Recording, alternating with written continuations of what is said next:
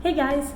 So in this video I will show you how to make the best possible pasta with pesto that you can make abroad, meaning not in Italy. Unfortunately, it's not going to be the absolute best pasta with pesto that you'll ever have, because to do that you would have to go to Genova, and we are assuming that we are not in Genova. Okay, so let's start. So the first thing you'll need is a big pot. It's a big pot. This is the biggest pot I have. It's not like this. This is enough for I don't know, 3 people maybe, but ideally 3 portions. Ideally you would have a bigger one. Like the bigger the better. So the first thing you're gonna want to do is fill it up with water. Now okay, so if you were just making pasta, I would say this is a good amount of water, but since you're gonna see what we're doing, I think maybe not. Don't fill it up. Take this, put it on the stove, turn it on, take some salt. I would say, wait, how does this work?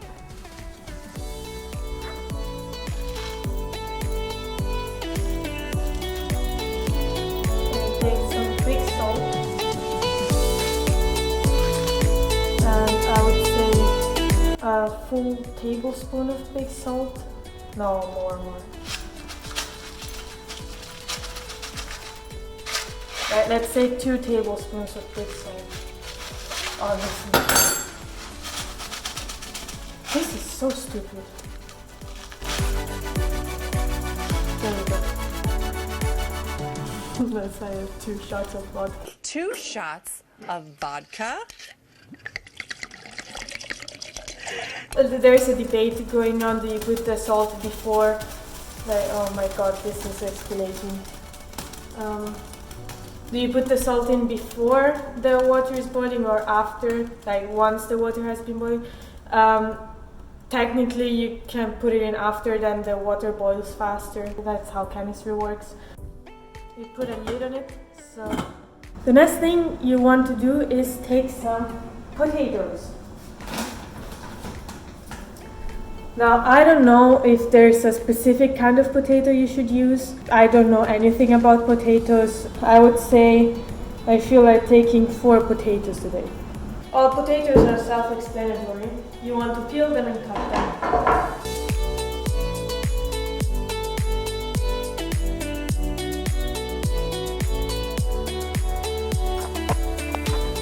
Oh, what?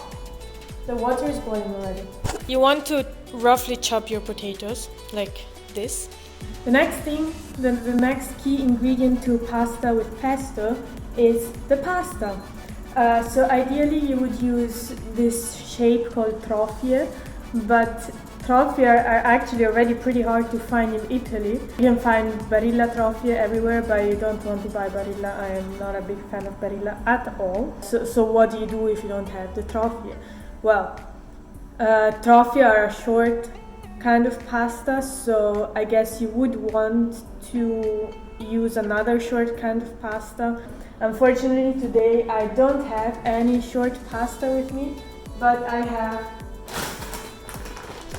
only have spaghetti, which is not the best. So you're abroad, the average pasta quality that you find in the supermarket is pretty bad, so you have to pay attention.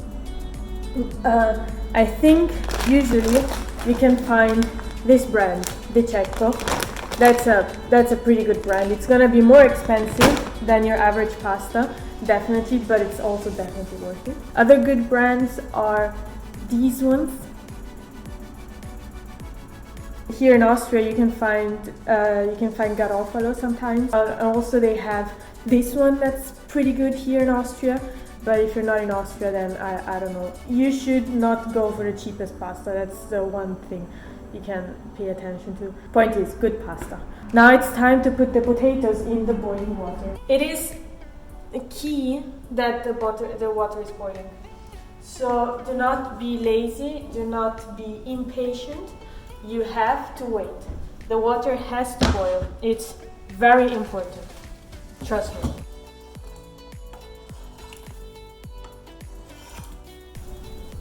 Perfect. Now, when you put in the potatoes, the water will stop boiling for a second. You have to wait until the water temperature goes up again. In the meantime, you can get your pasta. I'm gonna make roughly this much. I think this is, I don't know, about 150 grams, 200 maybe 200, more like 200 probably. Thing is, with this recipe, timing is everything, because you're gonna see we're adding, like now we have potatoes in the water, then we're gonna add the pasta, and then we're gonna add one final ingredient in the water, and you have to make sure that all the ingredients then cook perfectly, like that they become perfectly cooked at the same time. That's the tricky part. Yeah, what I usually do, I wait for the water to boil again after I've put in the potatoes. But the thing is, I think it also depends on the kind of potatoes, how long they need and how big you chop them, and if you like them more cooked or less cooked. Now the water is boiling again, so I'm gonna put in the pasta. I'm gonna tell you about the third ingredient of pasta with pesto, and that is green beans. Yes, you didn't guess it, green beans. Now, I assume that the best kind of green beans are fresh green beans, but for some reason I like frozen green beans better. I don't know what it is about them, they just have a different texture that for some reason I like more. Please don't judge me. But yeah, also they're easier, you can just keep them in the freezer, you don't have to worry about them. The only problem with frozen green beans is that they make a mess when it comes to the timing that I was telling you about, because once you put them in the boiling water, the water temperature is gonna drop immensely. That's gonna ruin the cooking of the pasta, which is bad, but yeah,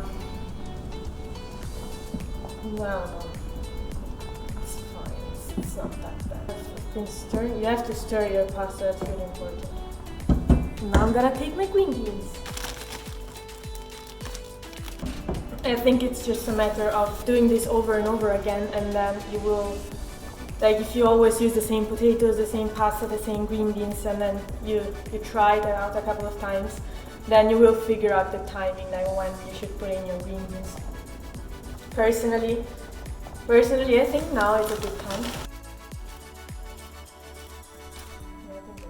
While this cooks, we can talk about the last and final ingredient of pasta with pesto, and it is, you guessed it, the pesto. You want to have some nice pesto. This has a weird color now, but should taste good. So the thing with pesto is, if you want to make it yourself, either you have like a basil plantation at home, or there is no way you can make it yourself, because you need so much basil. Like it's not like you're gonna buy a little plant from the store and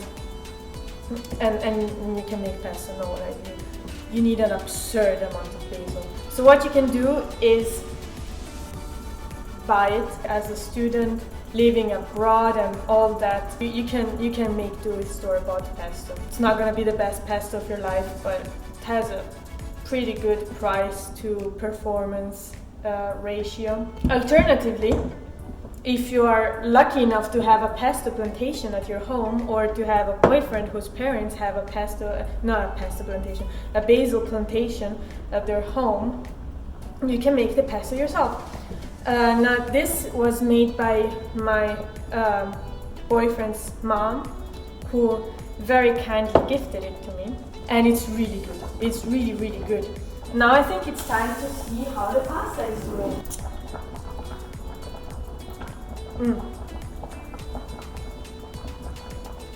Very nicely salted.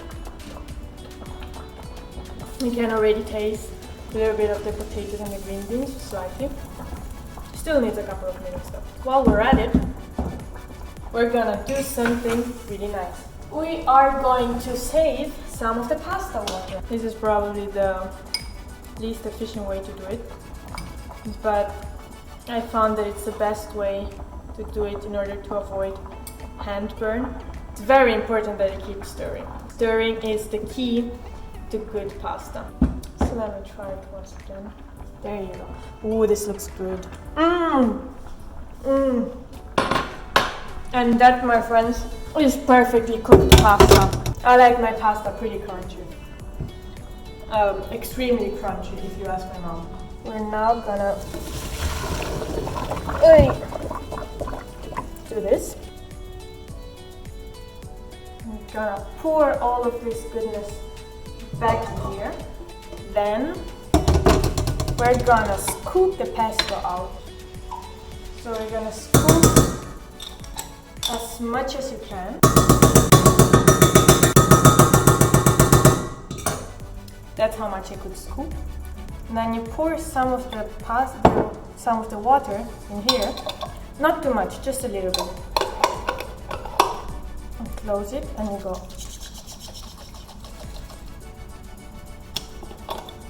And then you pour it, then you start mixing. Well, ladies and gentlemen, I present you with some nice pasta with pesto and potatoes and green beans.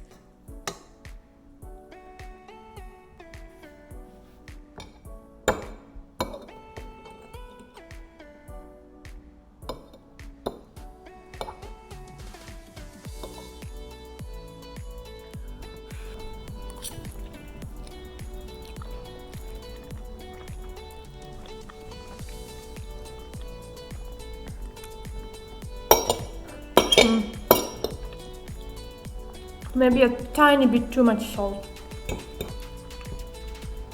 but it's really good. Now, if you make this, don't forget to post it on Instagram and tag me at bad recipes and use the hashtag PPPGB.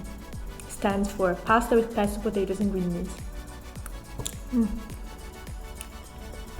Bye!